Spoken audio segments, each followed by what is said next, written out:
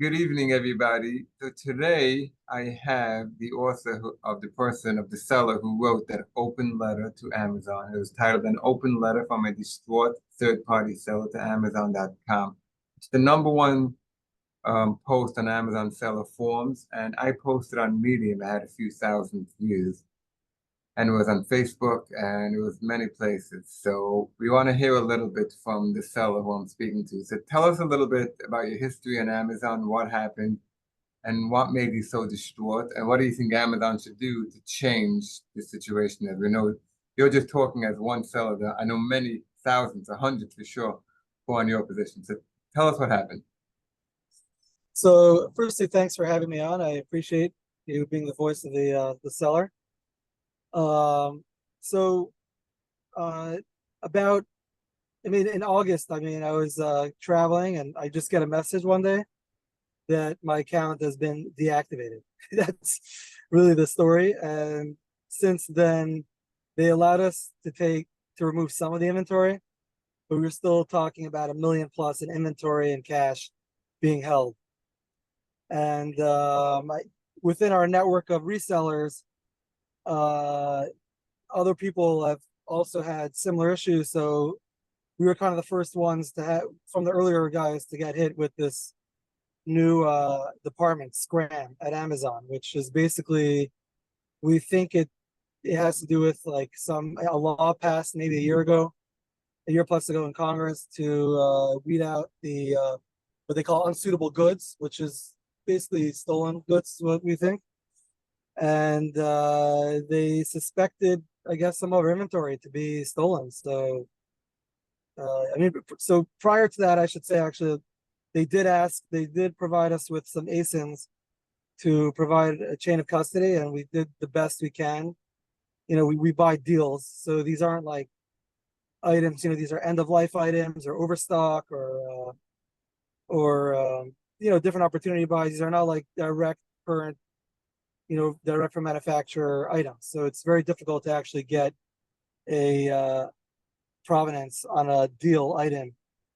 But we did do the best we can, and it wasn't good enough for us. They said, they basically replied, after trying to escalate it multiple times, that the bottom line is that the final email we got, like from the Jeff executive team, is that the suppliers are unverified.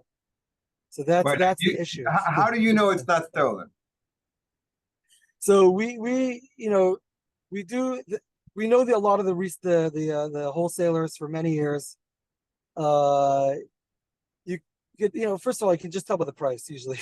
That's number one. If it's too cheap, like then something's wrong. Or if you don't know the guy, we have a network of wholesalers that we've been dealing with for many years.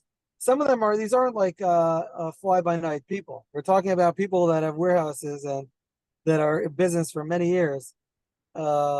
And they're just not like the official distributors of the brand. So I don't even know if that's what the criteria is for a verified supplier.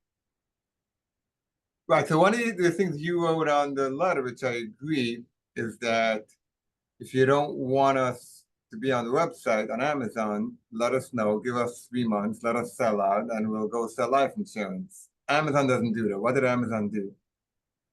Yeah, well, they haven't really like update policy change and try to follow suit, or not, we're going to deactivate you.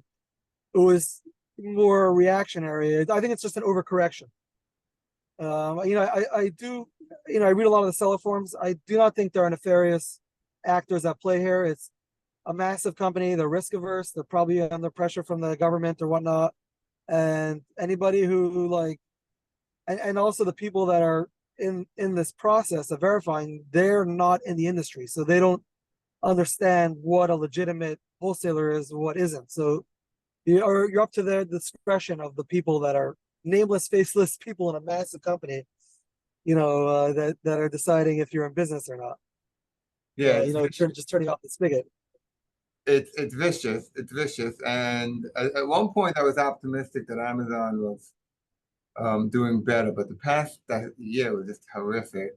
And I mean, the statement that they put out the other day, which I think was a response to your letter, basically saying that you need to have invoices back to the brand is absolutely off the wall. I mean, anything you buy from Walmart, you can't resell because you're not going to have invoices back to the brand.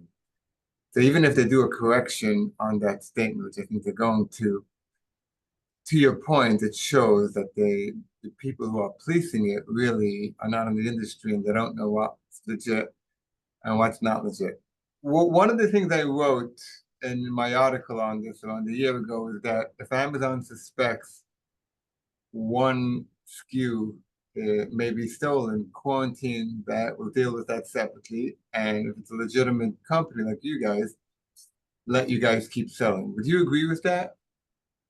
Yeah, absolutely. I mean, I would even go further. I would say if you do suspect my item to come from a unsavory source, let me know. I'll be happy to open my books. Like I'll go and meet you in person. I'll fly to Washington or whatever headquarters they want me to go to, and I'll tell them this is where we bought it from, and you want to bring in the authorities.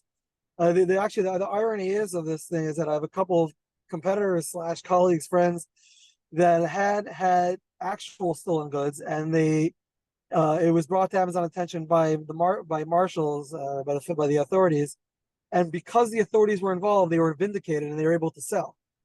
Wow. One guy I know that he had like he was talking to the agent and he's like we all want to be compliant. Like we bought it in good faith. Occasionally you could bump. I know major players like official distributors that have bought stolen goods by accident. It's happened. So if it does, like let us correct it. We'll work with you. We'll try to clean up the platform.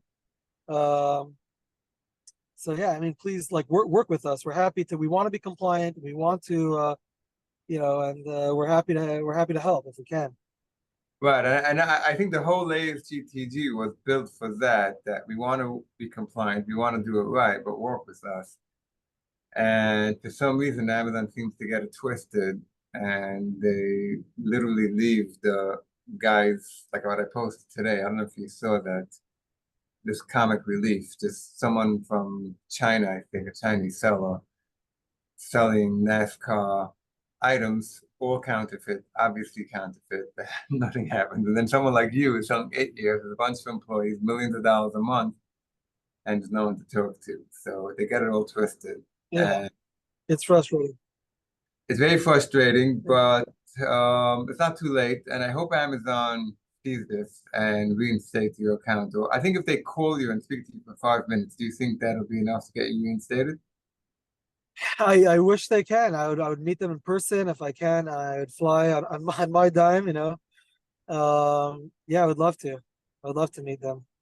Right. So And I hope Amazon sees this, and I hope Amazon actually picks up the phone. They have the merchant token. yeah, there also there are other ideas. Like maybe Amazon could have some sort of process where wholesalers could become like authorized by Certified. Amazon Yeah. to resell. Because like there's a whole world of Amazon. They got I think they don't even know the extent of it. Of like people like us, which we find deals, we find end of life items, we invest a lot of money into it to get really good prices, and we really bring the best prices at the best quality to the customer. Like I feel like they underestimate us as an asset. And this world is like it can't be like these items can't really be traced even back to manufacturers because it's like an end of life item that was like overstock from Best Buy, that's master carton sealed, never touched. But they have the next generation of item and they need to sell it. They need the cash, that kind of business works. So we're there to pick it up. We buy with cash, we take big positions, and we sell it at a discount to the customers, and everyone's happy. But Right, and increase the selection, and Timu doesn't have that. So I mean, well, I do agree that Amazon is underestimating the value of resellers. They always think private label is innovation, but I do agree, taking big positions a lot of times for small profit, and you're storing millions of dollars to make at the end 5-10%, and then Amazon comes and this was a sledgehammer, good. So yeah, it's terrible, and we'll leave it here because we're already like close to 10 minutes. Thank you so much for coming on, and please, if someone from Amazon, thanks so much for having me. yeah, hopefully something good will come from this. And I appreciate you writing that letter. It was a great letter. A lot of people liked it. Thank you so much. Yeah. All right. All right. Thank you. Good night.